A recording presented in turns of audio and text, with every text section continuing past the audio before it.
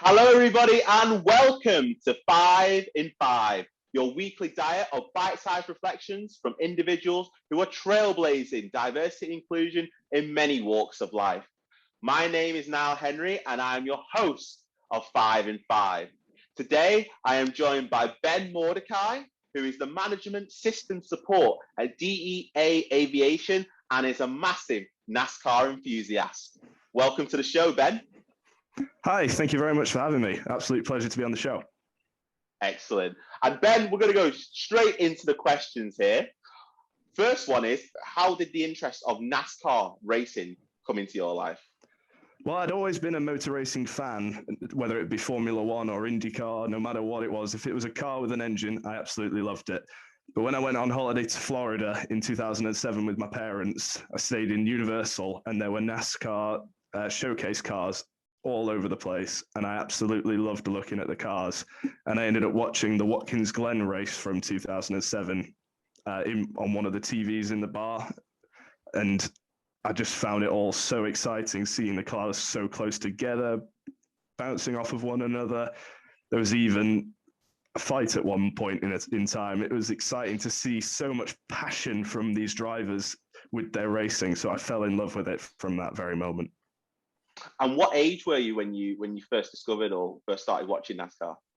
So I was only 7 or 8 at the time, so I was quite young. So I've been a fan of it for quite a while now. Yeah, I'm 22 now, so yeah, a long time. And in terms of NASCAR, what are your thoughts about the BAME and female diversity in the sport? Across BAME and female diversity, they've definitely taken a step up in the recent years with that. Originally, it was well known for being, rednecks in the South going racing, whereas now it is definitely a lot more diverse, especially since the introduction of the Drive for Diversity program in 2004. So that's seen a lot of new upcoming drivers from BAME and a lot of female drivers as well, the opportunities to then enter into the entry-level leagues and ultimately get the chance to prove themselves and have the opportunity to be racing. And from this program now, we've got a variety of talented drivers coming through the ranks now. We've got Gracie Trotter in the ARCA series. We've got Haley Deegan now racing in the Truck series, Natalie Decker in the Xfinity series, and now we've even got Bubba Wallace racing in the Cup series, with his team being owned by Michael Jordan, of all people. He's only the second black Cup Series owner in the entire history of the sport. And I think by NASCAR as well, recently they banned all use of the Confederate flag as well. So I think that's further proving that NASCAR is taking as much responsibility as possible to be more diverse. And I think it's starting to show now. And in terms of in NASCAR, what development right now excites you? So the developments that are exciting me at the moment now, especially in the Cup Series, is that they're in the midst of developing the next gen car. So through this, they're going to be sharing a chassis created by Dallara. It's the same company that makes shared chassis for IndyCar. And this will provide all the different teams the opportunity to be able to race a lot closer together and be more competitive without the need to invest such ginormous amounts of money into R&D. So this will give teams and drivers that potentially were sort of top 30, top 25, the chance at running up in the top 5, the top 10, even contesting for the wins. So that's a really exciting thing that we'll be looking forward to next year, with teams that potentially never had the chance to race for wins before being up there in contention each week. Great, excellent. And now, Ben, I'm going to ask you a personal question. Okay. Now, what is your favorite failure and why? And we like to ask this question as almost like a trick fun question to our guests. Yeah. So, for me personally, my favorite failure,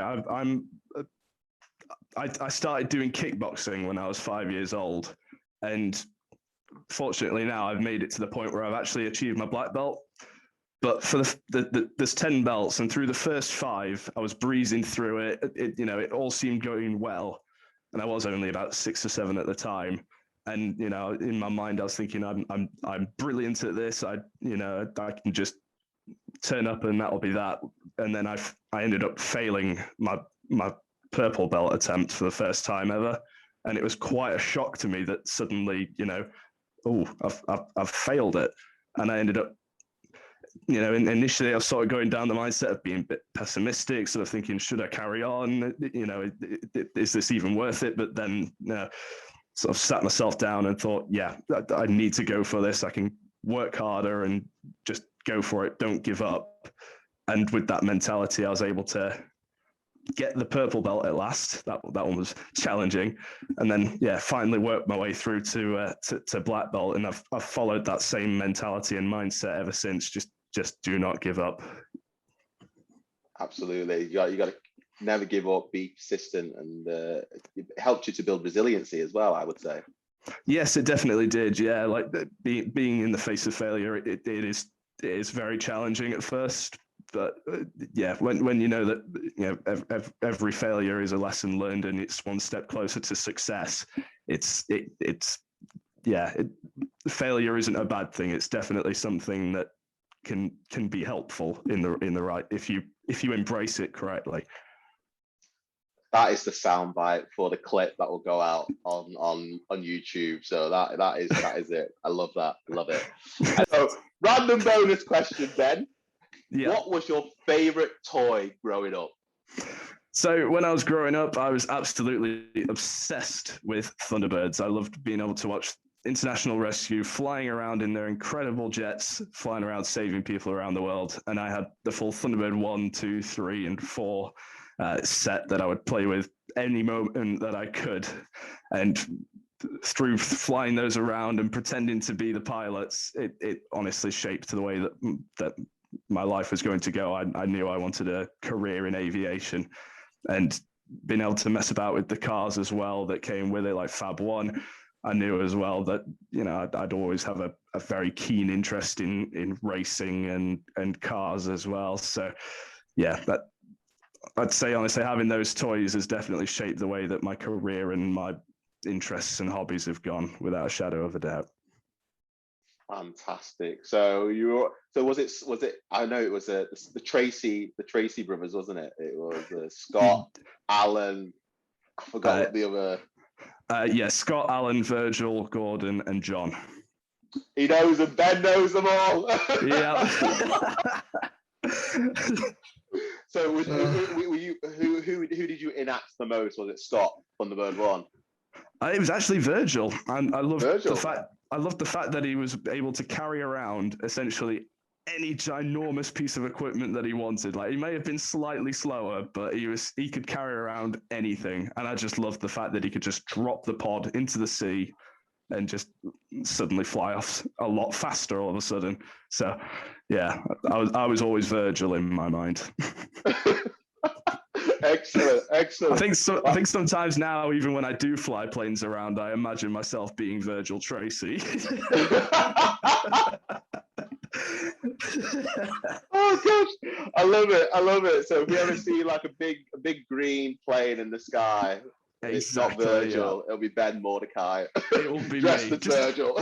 Yeah, just don't stand beneath me. Oh, excellent. Oh, well, thank you so much, Ben, for being a guest on 5 in 5. That's all we've got time for today. And if you, the audience, have enjoyed this episode, make sure to like, comment, and subscribe to our channel on YouTube, and follow us on LinkedIn, and catch us for another exciting episode next week. Thank you again, and catch you later. Oh, if you, Ben, have you got any socials? If the audience can follow you and your journey. Absolutely, yeah. You can find me either on Instagram at, this is a bit long, Ben247100, or quite a lot more simply, you can find me on YouTube. Just search my name, Ben Mordecai, and you'll find my channel. I'm hoping to do some more flying videos soon.